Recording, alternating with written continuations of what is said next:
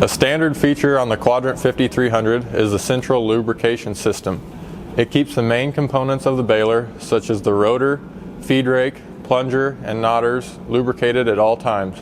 The system begins pumping at a PTO speed of 200 RPM.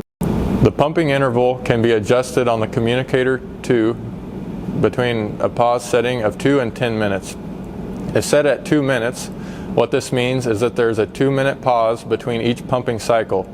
So if less grease is desired, you can increase that time up to 10 minutes. When filling the system with grease, we want to use the fill port here at the bottom, and then we want to make sure that we leave a 1 to 2 inch gap up top, and that's just to make sure we don't get a vacuum effect where our grease is starting to stick on the top and it won't all start to slide down. So just to make sure that you're using all the grease in the reservoir, we really want to leave that 1 to 2 inch gap up top. So over here we do have an air breather. It's important just to keep that clean, just to make sure everything is working properly. As we come over here, you'll see this pressure relief valve. What this does is if there happens to be any blockage in the system and the motor continues to pump, any excess grease will flow out of there just to prevent any damage to that motor. Also, this Zerk here is a manual Zerk that you can pump that and grease any part of the baler that this automatic system would regularly hit. The system has 4 distributor blocks that direct the correct amount of grease to each component. All auto lube lines should be checked periodically to make sure that there is no cracking or damage done. Lines such as this that are on items that are constantly moving back and forth need to be checked just to make sure that there is no cracking and damage done from the constant movement.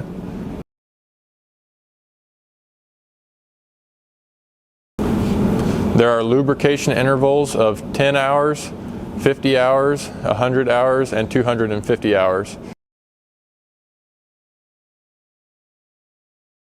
Chains for the pickup and power feeding system should be oiled every 10 hours. Now we're up on top of the baler by the knotters. This grease point here needs to be greased every 10 hours. This grease point here is for the pawl clutch.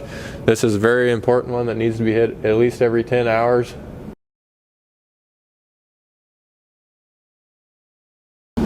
There's a grease point here for the rotor drive that must be lubricated every 50 hours.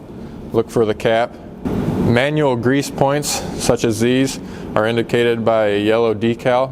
This one here behind these hydraulic lines is a 50-hour interval. This grease point is on the inside of the frame. It has a 50-hour interval.